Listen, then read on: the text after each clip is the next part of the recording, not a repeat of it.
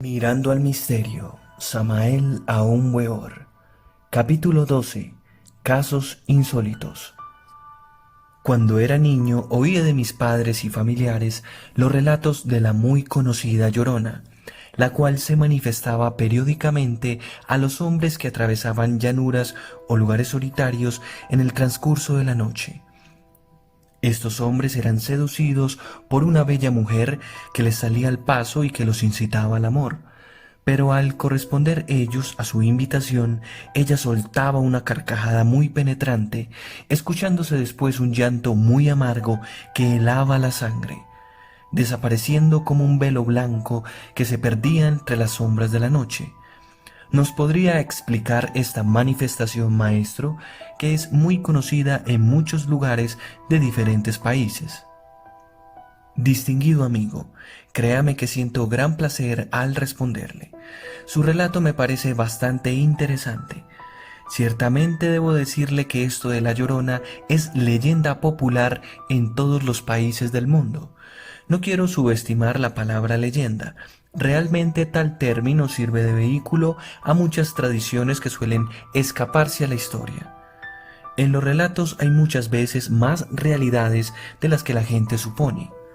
Después de esta pequeña descripción necesaria para aclarar términos, me permito decirle que no hay lugar en el planeta Tierra donde no se haya oído hablar alguna vez de la Llorona. En lo que a mí cabe como investigador ocultista, le diré lo siguiente. En cierta ocasión, por allá en algún pueblo, las gentes me informaron sobre las insólitas apariciones de la Llorona a la orilla de un riachuelo. No está de más contarle con cierto énfasis que yo me propuse investigar el caso personalmente. Para tal efecto, hube de trasladarme al lugar de referencia, al sitio indicado por las gentes y en altas horas de la noche. Es obvio que debía hacer las investigaciones de rigor, y eso lo sabe cualquier esoterista, y por ello procedí según arte. La concebida mujer metafísica vino a mí, eso es ostensible. La interrogué en la siguiente forma. ¿Es usted la Llorona? Sí lo soy, respondió la aludida, y luego intentó dar sus famosos alaridos o gritos dolorosos con aquellas tan conocidas exclamaciones. ¡Ay, mis hijos! ¡Ay, mis hijos! Pero yo estaba en guardia y es claro que no consiguió atemorizarme, pues dice el dicho que soldado avisado no muere en guerra. ¿Es usted bruja?, le pregunté. Sí soy, me respondió. ¿Pertenece usted al salón de la brujería? Sí, respondió de nuevo. La mujer aquella estaba vestida toda de negro y un largo manto del mismo color envolvía su cuerpo de cabeza a pies. Usaba sandalias y era como una sombra entre las sombras mismas de la noche. El rostro de aquella aparición era pálido, sus ojos negros y penetrantes, su nariz roma, su labio más o menos vulgar. Sintiéndose vencida, aquel fantasma de la noche se alejó por la ribera del riachuelo, caminando despacito, despacito. ¿Entonces esta mujer solo era un fantasma? Estimable señorita, me permito decirle que en cierto sentido sí, eso era, pero tenía una tremenda realidad. Era una bruja ciertamente de esas que concurren al Salón de la Brujería de Salamanca, España. Voy a relatar un caso que me sucedió en mi niñez, cuando todavía no había luz eléctrica. Nosotros vivíamos en una casa que tenía un gran patio, por lo tanto, para alumbrar se usaban velas y quinqué de petróleo. Alrededor del patio estaban construidas las piezas y en un extremo una gran cocina de estilo colonial, donde había grandes muebles de madera llamados trasteros. También teníamos diferentes clases de animales, tales como cerdos, aves, vacas, etc. Muy a menudo daban en robar a los animales y todo el mundo estaba siempre a la expectativa. Cierta noche oímos gran barullo en la cocina y el ruido de algunos cerdos y gallinas como si las hubiesen sacado, oyéndose además que uno de los trasteros se venía abajo rompiéndose toda la loza que tenía. Fue tan grande el estruendo que nos despertamos todos los miembros de la familia, saliendo a medio vestir a ver qué pasaba, con velas y quinqués en las manos. Al llegar a la cocina y checar dónde estaban los animales, nos sorprendió el hecho de que todo estaba en calma y los trastes de la cocina en perfecto estado, sin haberse movido nada. Esta misma situación se repitió no menos de 5 veces, hasta que decidimos no hacer más caso. Automáticamente desapareció tal fenómeno, el cual al principio nos atemorizaba, llegándose a decir que dicha cocina estaba embrujada. ¿Sería tan amable, maestro, de darnos alguna explicación al respecto? Con mucho gusto lo haré, y créame que siento gran alegría al responderle. Estos son los casos de casas encantadas y de hechos fantasmales muy conocidos desde la remota antigüedad. Es claro que en esto intervienen criaturas del más allá, espectros, fantasmas de los fallecidos, etc. A todas luces resalta con entera claridad meridiana la existencia de factores psíquicos capaces de producir fenómenos físicos. Es incuestionable que no existen efectos sin causa, ni causas sin efectos. Obviamente el fantasma de algún fallecido producía tales fenómenos. El doble etérico de aquel trastero o mueble donde se ponía la vajilla caía ciertamente produciendo tales sonidos en la noche.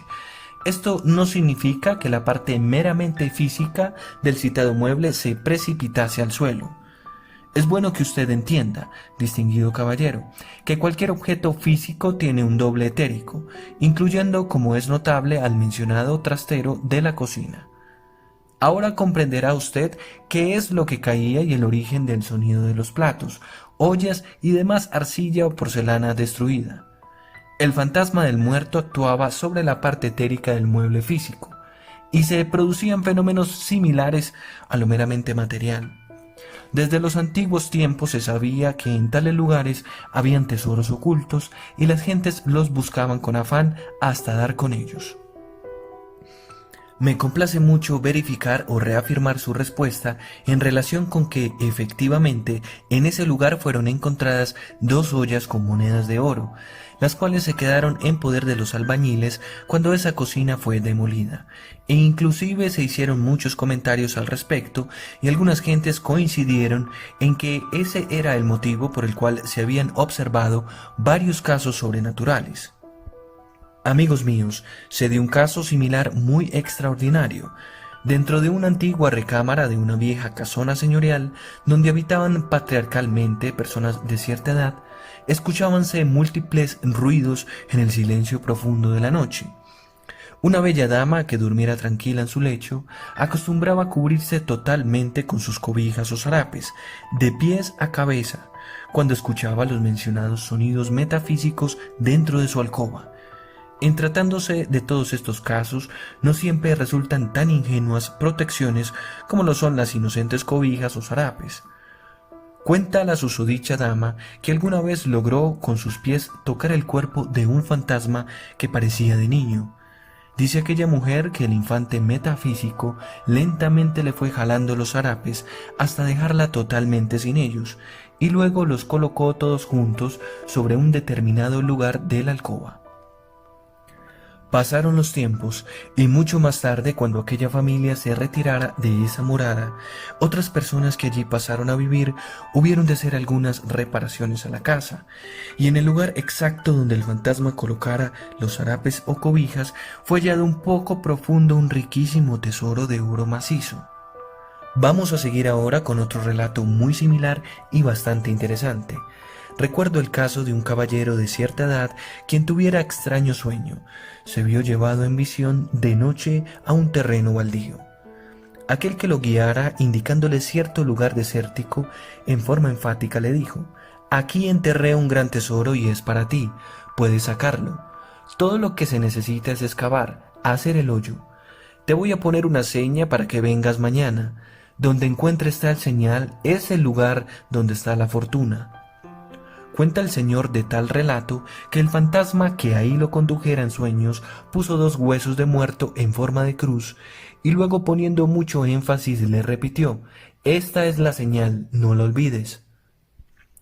Cuenta el caballero que cuando se despertó de su extraño sueño, muy de mañana y antes del desayuno, se dirigió al sitio indicado y ciertamente ahí encontró los 2 huesos de muerto en cruz. Entonces, tomándolo con sus 2 manos, dijo: «De parte de Dios o de parte del diablo, sea lo que sea, ahí van más chispas». Después arrojó los 2 huesos a distancia y, lleno de gran indignación, regresó a su casa. Es obvio que aquel buen hombre perdió una rica fortuna. En relación con los relatos anteriores, quisiera narrar otro caso en el que varias gentes observaban un perro blanco que salía detrás de una nopalera y caminaba aproximadamente unos 100 metros, perdiéndose en un aparente agujero, dándoles a unos curiosidad y a otros gran temor, porque durante el día no había dicho agujero. Uno de los que habían observado el fenómeno decidió balacear al perro que caminaba noche a noche, y grande fue su sorpresa al ver que las balas no lo mataban, siguiendo su normal recorrido hasta perderse en el sobredicho agujero. Después de hacer una especie de junta con las personas que lo habían visto, a alguien se le ocurrió que en el agujero donde se perdía ese perro blanco podría ser la indicación de que ahí se encontraba un tesoro. Al escarbar, efectivamente encontraron una respetable fortuna, la cual se dividieron en partes iguales. ¿Qué nos podría usted explicar sobre este relato, maestro?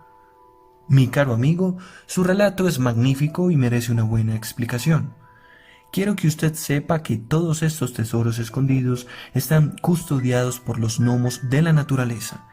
Las gentes les dan a todas estas criaturas elementales diversos nombres. Algunas personas simplemente los califican como duendes y eso es todo. No hay duda de que tales elementales son los fieles custodios de tan ricas fortunas minerales ocultas bajo la epidermis de la tierra. El perro fantasma del relato era simplemente un gnomo encargado de vigilar tal tesoro.